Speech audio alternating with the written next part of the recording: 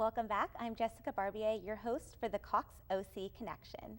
Next topic, we'll be talking with Mind Research Institute, and joining us from Mind Research Institute is the VP of Content Creation, Nigel Nisbet. Welcome and thanks for joining us. Thank you, Jessica. And we also have Anna Gonzalez, who's the principal of Madison Elementary School. Welcome, Anna. Thank you. Nigel, let's start with you. Can you give us an overview of Mind Research Institute? Sure. So we make the ST Math program, stands for Spatial Temporal Math. And the idea is that we make a math program that's highly engaging for students, allows them with technology to get very hands-on with mathematics, actually solving problems by touching moving objects on the screen and having to figure out ideas for themselves. So rather than teaching through telling, we actually allow students to discover math by learning and by touching and by doing.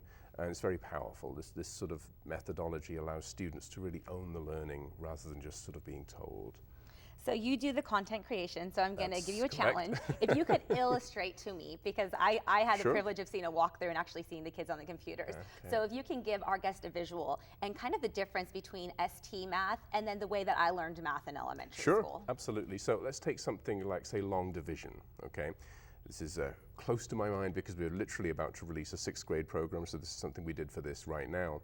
So long division traditionally is taught as this very algorithmic thing where you write everything out and you follow these steps. And for most students, they can maybe follow the steps, but they really don't understand why they're doing it.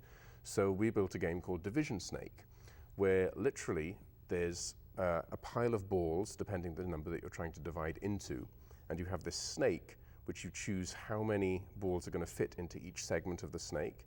Then you drag the snake through the pile of balls, and effectively you're dividing, say, 27 divided by 5 or something. You'll drag the snake through the pile and see how many balls go on each of the segments, and then any remainder attaches to the snake. So students can actually sort of drag these things. They can see the math happening before their eyes, and then start solving problems in these very visual, very tangible ways. And what's interesting then is we transition them from that visual beginning and transition them through doing the math symbolically. So we don't leave them hanging just at the visuals. We go from the visual to the symbolic. Nice.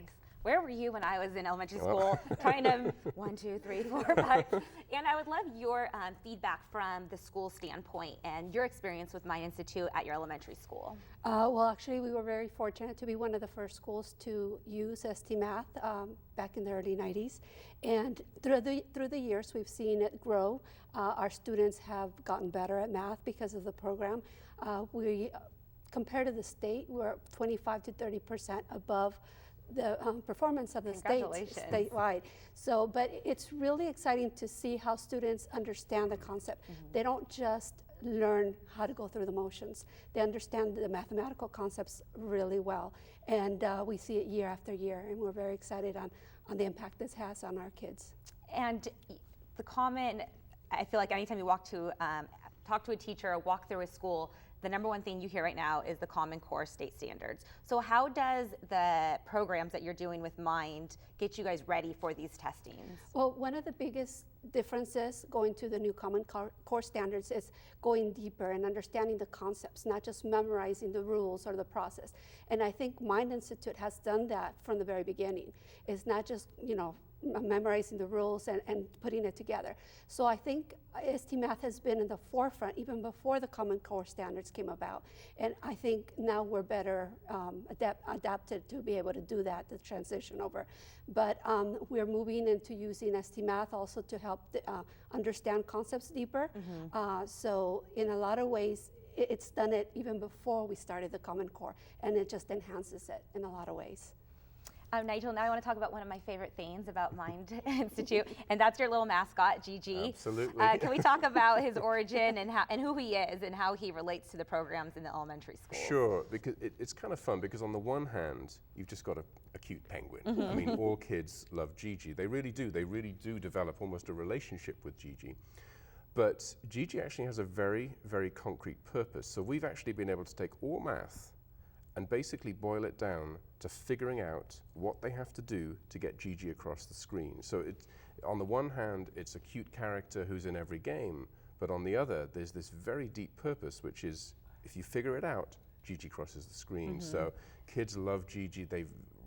they always feel like Gigi taught me or Gigi showed me how to do it, where in fact, they figured it out.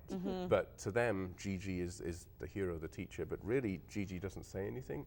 All Gigi does is if they get it right, Gigi crosses the screen. And if they get it wrong, Gigi is somehow blocked from crossing by something that they were not able to remove. But yeah, the origins, originally they were different animals, but students said things like, well, why doesn't the kangaroo just jump over the blocks? But as soon as it was a penguin, nobody ever questioned that, of course the penguin can't jump. So. Making math fun. Well, and speaking of making math fun, is you have an upcoming math festival. We do. Can you tell us about this? This is extremely exciting. This is the first time we've ever done this. I think it's the first time anyone's ever done this. So on August the 2nd, at the Bren Center and UCI, we have a math fair. And this is really bringing math to life. This is, we're going to have things for small children, sort of pre-kindergarten to do, all the way through middle and high school students. And the idea here is we're almost creating a live math museum for a day. And it's an event that parents can bring their children to, and they can get hands-on with math. They can really see and touch and do some of the things that really make math exciting. And a whole range of events, including a whole laser game where students have to solve this problem. It's actually a real-life version of one of our apps. Oh my gosh, it's so fun. So it's going to be cool. Because when you think of a math fair, you think of a couple of vendors, and then 2 plus 2 blocks is 4. And I saw the pictures and the mock-ups, and it's going to be a huge live event, museum. We just had the website up, so our guests at home can go and learn more. Fantastic. And hopefully we get some of our wonderful guests to go and really enjoy it. I think it's for all ages. I think parents will get a lot out of it too. Yes. And free, you can't beat that. Well, thank you so much for joining us. We really appreciate it and what you're doing in our community. For more information on our programming, please visit our website, cox3.com. And to find out about some of our community programs, visit our website, cox-cares.org. Thanks for joining us.